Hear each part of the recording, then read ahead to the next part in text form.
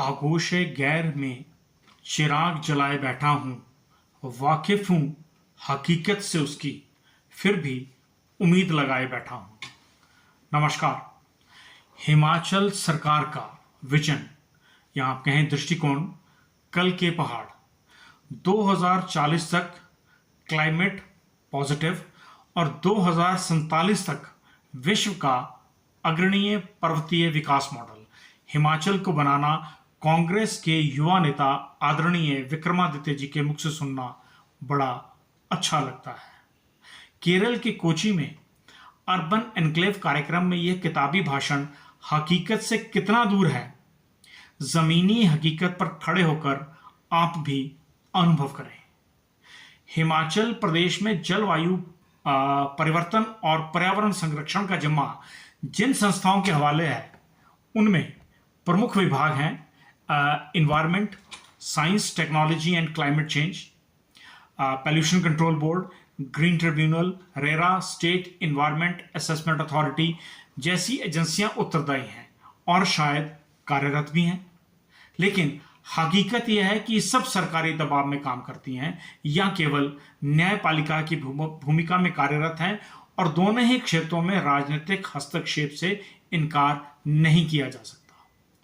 आज सबसे महत्वपूर्ण कोई अगर आवश्यकता है तो वह है इन्वायरमेंट कमीशन की गठन की, कि जिसकी और किसी का भी ध्यान नहीं है, क्योंकि राजनीति में भविष्य नहीं वर्तमान देखा जाता है। इसलिए पूरा केंद्र बिंदु आपदा राहत पैकेज की ओर घूम रहा है। इन्वायरमेंट कमीशन को अगर समझना है तो उसके मॉडल को समझने के लिए ना तो सिंगापुर के टूर की आवश्यकता है और ना ही किसी अन्य यूरोपियन राष्ट्र की। आपको अपने ही पड़ोसी राष्ट्र भूटान से सीखने की आवश्यकता है, जहां पर 60% जंगल संरक्षण संवैधानिक तौर पर अनिवार्य है, जहां वर्तमान में देश के भूभाग का 70% जंगल है, जहां पर्यटन को नियंत्रण किया जाता है ताकि पर्यावरण पर दबाव ना पड़े। 100% ऑर्गेनिक खेती है। भूटान एकमात्र कार्बन नेगेटिव राष्ट्र है। भूटान में जीडीपी नहीं होती, वहां GHN यानी कि ग्रॉस नेशनल हैप्पीनेस सल्क राष्ट्रीय खुशी पर आधारित है और पर्यावरण उनका मुख्य स्तंभ है, जो भूमि कटान और प्राकृतिक आपदा नहीं मानता है, बल्कि वह वन संरक्षण और जलवायु परिवर्तन और सतत विकास से जोड़कर देखता है। इनकी जीडीपी का 4.2% हाइड्रो पावर परियोजनाओं से आता है, और हमारे यहाँ हाइड्रो पावर प्रोजेक्ट भ्रष्टाचार का मुख्य स्रोत है। हिमाचल प्रदेश में पर्यावरण विषय को कितनी गंभीरता से लिया जाता है, इसका प्रमाण हिमाचल प्रदेश के लगभग 120 कॉलेजेस में से 13 कॉलेजेस में ये विषय पढ़ाया जा रहा है। और हैरानी की बात यह है कि इन 13 प्राध्यापकों की अपॉइंटमेंट भी उच्च न्यायालय के हस्तक्षेप के बाद हुई है। स्कूल में इसे कंपनी सोशल रिस्पॉन्सिबिलिटी स्कीम के माध्यम से प्रचारित और प्रसारित किया जा रहा है। और हैरत की बात है कि भूटान के पर्यावरण विभाग के मंत्री श्रीमान दोरजी तैशिंग, जो भूटान के वर्क एंड ह्यूमन सेटलमेंट के मंत्री हैं, मंत्रालय देखते हैं, उन्होंने शिक्षा शिवपुरा वेस्ट बंगाल से ग्रहण की है, engineering and in science and technology में।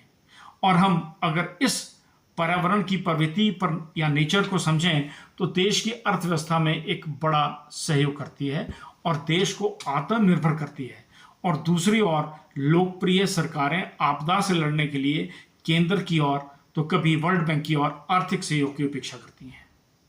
हमारी सरकार जन आश्वासनों तक सीमित हो गई है और यह राजनीति का एकमात्र स्रोत रह गई है, जहां आमजन की उपेक्षा किनारे पर खड़ी होकर के सब देख रही है और गलत नीतियों के अभाव में जनता पिस रही है। 70 के दशक में भारत में आए हुए विदेशी पर्यटक हमारी मजबूरी और लाचारी की तस्वीरें खींच के अपने ड्राइंग रूम में लगाया करते थे। आज ये तस्वीरें सहयोग करते हुए सोशल मीडिया पर आम देखी जा रही हैं। इन्वायरमेंट कमीशन बनाना बेहद जरूरी है, क्योंकि अंतर्राष्ट्रीय शोध रिसर्च का उपयोग करने में बेहतर निर्णय के अनुरूप यह स्वतंत्र प्रभाव से उत्तरदायी हो सकेगा और समस्त विभागों को इसके अंतर्गत काम करना पड़ेगा और किसी की जिम्मेदारी निर्धारित होगी। लेकिन क्या यह संभव है? ये अपने आप में एक प्रश्न है। जहां मूलभूत सुविधाएं, बिजली, पानी के भाव भी कैबिनेट में तय होते हों, वहां पर्यावरण कौन तय करेगा?